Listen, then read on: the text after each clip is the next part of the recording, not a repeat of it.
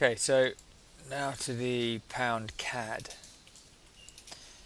Pound CAD, on the face of it, doesn't look like a very attractive instrument to trade. It's messy, it's volatile, it's not trending, but we have, the reason I want to cover it is because we have a pretty significant price point running through, well, two actually, running either side of the last couple of weeks movements, and it's nice and clean.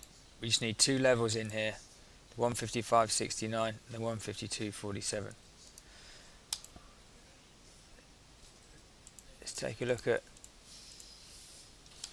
what they are.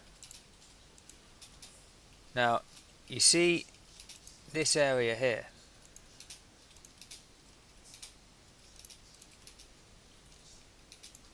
is a matching consolidation period to what we're witnessing in the last month or so. Now, when we get a period of consolidation like this, we're looking for a break of it. The break of this is, okay, in fact the high of 2 days ago or so, and it's 155.69. It's also a price point that we've met and the market has respected long before now. You see these highs, the highs of this consolidation here, the 155.69, once, twice, 3 times. That actually became a structural point. We got a nice reversal from 155.69 or 155.70. Again here it's the top of this consolidation, and now it's the top of our consolidation point here. This is a very strong indication. It's a very strong level for us. Above that point we want to be long. We've seen it happen before, no reason why it shouldn't happen again. So the structural long is 155.69. Really nice level. Similarly to the downside, similar to the bottom of this range here,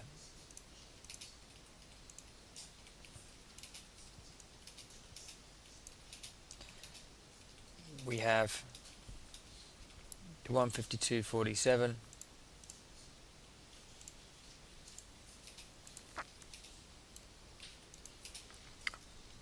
and we've got a fair way to travel to get there, but there's nothing really that's going to give us, we don't want to be selling these lows because we're just going to be in the middle of both these congestion zones here. So this is the short, structural short, it's going to be 152.47, and that couldn't be much clearer. So long 155.69, short 152.47. So when we go to 200 tick, we expect to see some quite lengthy moves, but these, this is, we can see that within this consolidation you've got plenty of swing but not much direction. That means we have to be pretty careful in trading a short term, certainly identifying our entry points on the short term, and we have to take the peripheries really.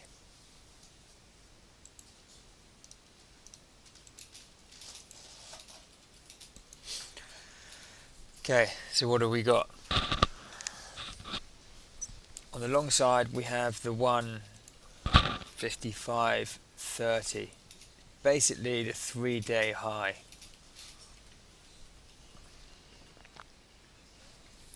Now for the sake of 40 pips, you may say to yourself, okay, rather than take, I mean this is the earliest opportunity. It's not a brilliant entry because of the price action, but it could be a brilliant entry if we break the structural long. The structural long is 155.69, which is here. So you could say to yourself, look, rather than take the 3-day high, I will wait for the 4-day high to be taken out and the structural long. But we have to put in the earliest possible long.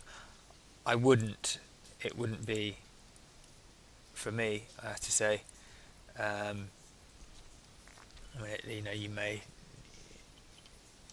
You may need the 4-day high in there as well to take a proper trade. Then you're pretty much at the structural long. So my advice would be to wait for the structure to be hit. But if you're desperate to get in on the long side, the 155.30 is the earliest opportunity. If you're going long there, you don't want. I mean, we've learned enough from this price action. It's been coming back, back into the mean range. So your stop needs to be tight. Your stop needs to be. If you're going long with a 3-day high, your stop needs to be the 2-day high, which is 155.10.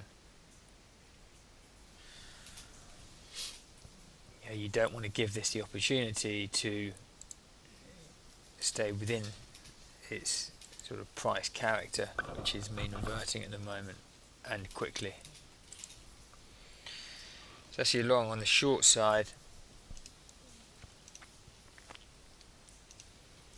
the similar scenario applies. Where's our bias here? I mean, broadly speaking, we are making higher highs and higher lows, so we would rather be buying this than selling it. But we have the 1-day low here at 154.40. It's the 1-day low. It's quite well respected in the short-term time frame. We had a rally from the point here. We had a move back down from the 154.40 here. So the very earliest opportunity would be that level, the 1-day low, to go short the 154.40. Same deal in terms of stop. If you trade out of here, we can see what can happen. Okay, we've been trading back inside the ranges, so your stop needs to be tight. And if we can accommodate this low here into the stop, then we can have the stop at 154.70. So your short stop is 154.70. So long 155.30, but be aware that the structural long is only 40 pips above here. If you're going long at that 155.30, your stop is 155.10. Similarly to the downside, 154.40 short, your stop is the 154.70. Just accommodating this low. Okay, but I really like this setup to the upside with the structural long lining up. Now the CAD, in addition to this, the CAD is a commodity currency, and we've got some weakness creeping into the commodities now. This pound support here and weaker commodity is not gonna do this long position any harm at all. If we get some weakness back into the commodities, the CAD's going to be suppressed. It's going to help the move out from here.